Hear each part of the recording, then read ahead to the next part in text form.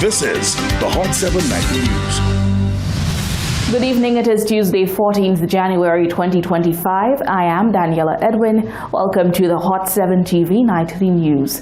We are on Flow Channel 117, Kiss FM, the Caribbean Hot FM mobile app, and the Caribbean Hot 7 TV Facebook page. Not forgetting those of you using the Hot 7 plug and play antenna. Thank you so much for joining us. We begin with news that 64-year-old Augustine Burton of St. Philip Fort Saint-Jacques, Soufrière, has been identified as the victim of a suspected drowning in Soufrière.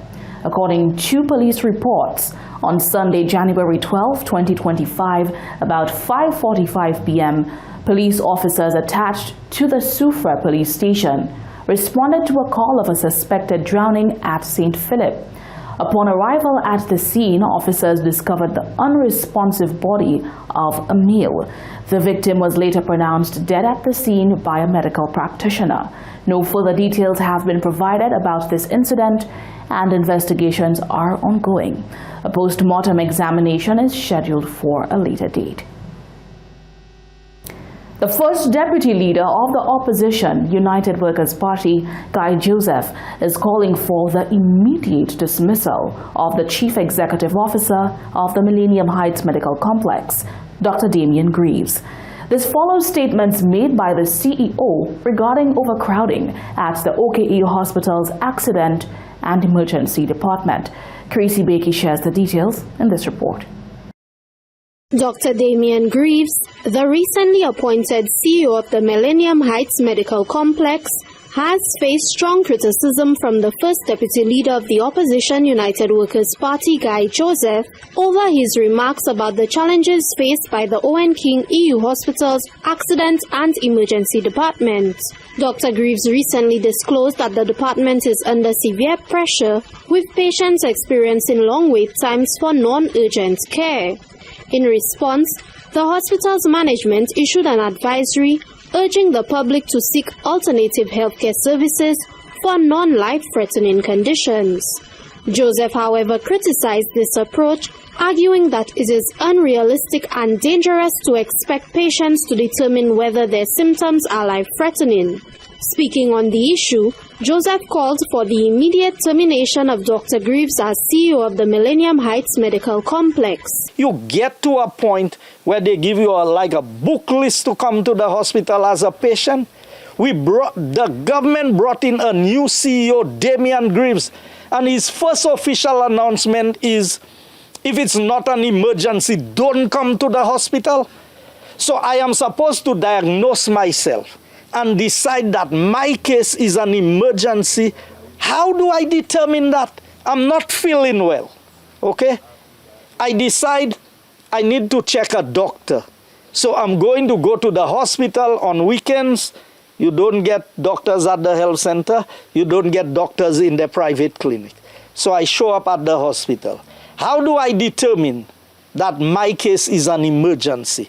And that is the solution of a new CEO. Damian Greaves should be fired forthwith. Joseph also addressed disparities in healthcare access, pointing out that when politicians fall ill, they often seek treatment abroad. He challenged political leaders to utilize the Owen King EU Hospital, insisting that if they believe the level of care is adequate for the average Saint Lucian, they should be confident enough to rely on it themselves. You know how many doctors have told me, don't go to the hospital if you are sick. Do anything else instead of going to the hospital. And I challenge the government, put your money where your mouth is. Any one of you that falls sick, go to OKEU. Don't go to Martinique, don't go to Barbados, don't fly to Miami, Cayman, or Cuba. Don't even go to Tapia. Let the first responder be OKEU. That is what you gave the people of Saint Lucia. It should be good enough for you too.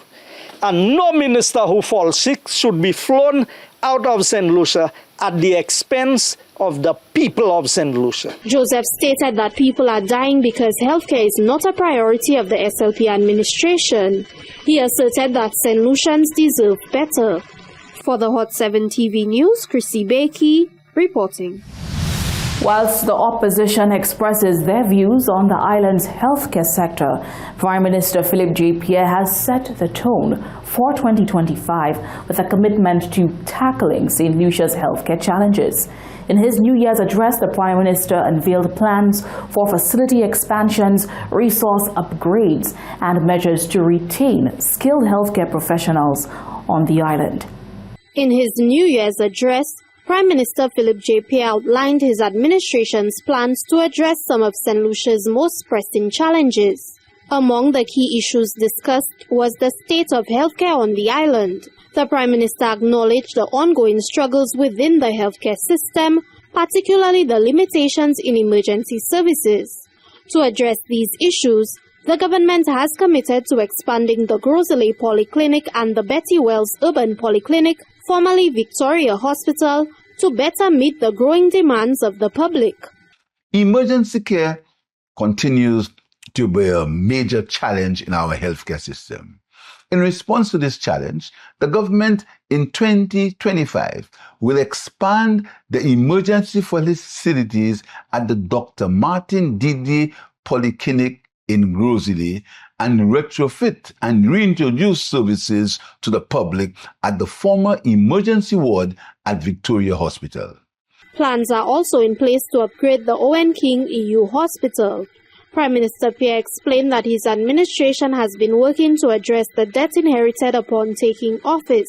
Efforts to clear these outstanding balances began in 2024 and will continue this year to ensure the availability of vital medical equipment and supplies. In 2025, work will commence on the fifth wing of the OKEU Hospital.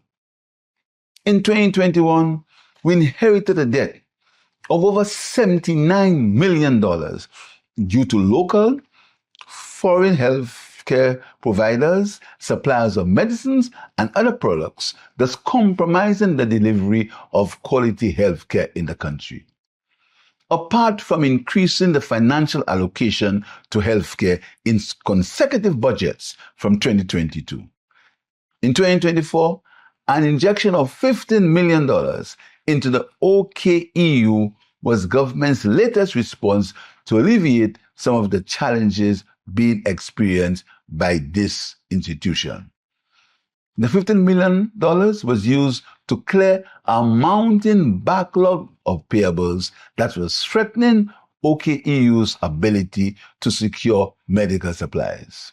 Of this amount, $10 million came from the CIP program and the balance of $5 million from the Consolidated Fund. Notwithstanding this recent government intervention, there remain significant amounts owed to local and private suppliers and healthcare providers. In 2025, we'll continue to reduce this large debt in an effort to make medical supplies and equipment available in a timely manner to the public. In addition, the Prime Minister indicated that the opening of St. Jude's Hospital is scheduled for this year, 2025. After securing the necessary funding from the Saudi Fund for Development, we are at the final stage of completion and commissioning of a new, modern, fully equipped St. Jude Hospital at the original site. We are confident that the new St. Jude Hospital will open its doors to the public in 2025. Once again, I want to thank the medical staff and workers at the hospital for working under such challenging conditions at the stadium for many years. I want to assure you that the end to your ordeal is over. The Prime Minister highlighted ongoing efforts to make healthcare more accessible, including providing ultrasounds for expectant mothers and expanding cancer screening services for breast and prostate cancer. Pierre also addressed the critical issue of skilled nurses leaving St. Lucia for better opportunities abroad, pledging to implement measures to curb this trend and retain essential medical staff on the island. For the Hot 7 TV News, Chrissy Bakey reporting. One family is making a heartfelt plea for support after a tragic fall left their loved one in urgent need of life-changing surgery. The incident, which occurred on Christmas Day 2024, has a male individual battling severe spinal injuries and facing an uncertain future without the necessary medical intervention.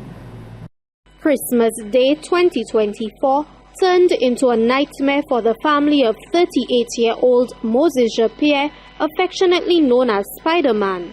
Japierre, a vibrant young man with his whole life ahead of him, was enjoying himself and sat on a balcony railing. Unfortunately, he fell 40 feet from that balcony onto rocks and grass. The impact left him hospitalized at the OKEU hospital and in need of urgent spinal surgery. Lending efforts to raise funds for his medical expenses are his older brother, Rupert Common, his sister and his girlfriend. They fear that without this life-saving surgery, he could be permanently confined to a wheelchair.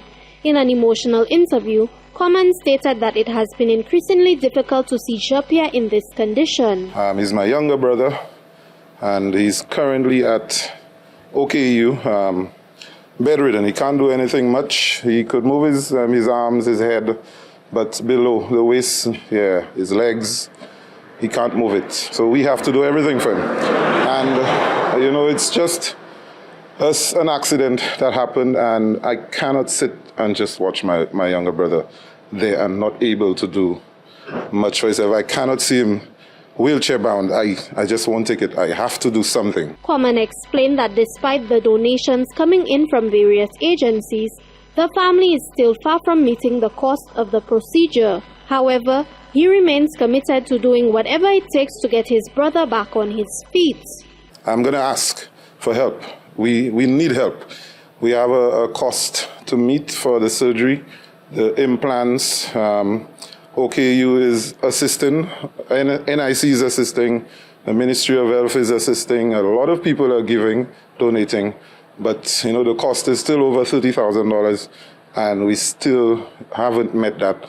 So I'm asking anyone, private companies, anybody in government that could just help, because that is what we need now. We need help. And I'm really begging, basically, because I want to see him walk again. I really want to see him walk out of OKEU. And I know it's going to be a long road, the therapy, getting back on his feet. But I have plans to stay by his side and take him through it. Common also shared the severity of Japierre's injuries, emphasizing the urgency of securing funding for the surgery. He broke his vertebrae in his back, the spine, there is a gap, basically. So he needs rods, to get stabilized. That's basically it. It's no other injury, that's it, his back. You can't move, you can't do anything. And if he doesn't get the surgery done, it's a huge risk to even move him from the hospital without that surgery being done. I don't know how long they will be able to keep him there whilst we trying to meet the cost. So we're also asking the authorities in the ministry to see if they could keep him at the hospital in the meantime while we try on our end, because I don't want him to worry. The worrying is for us.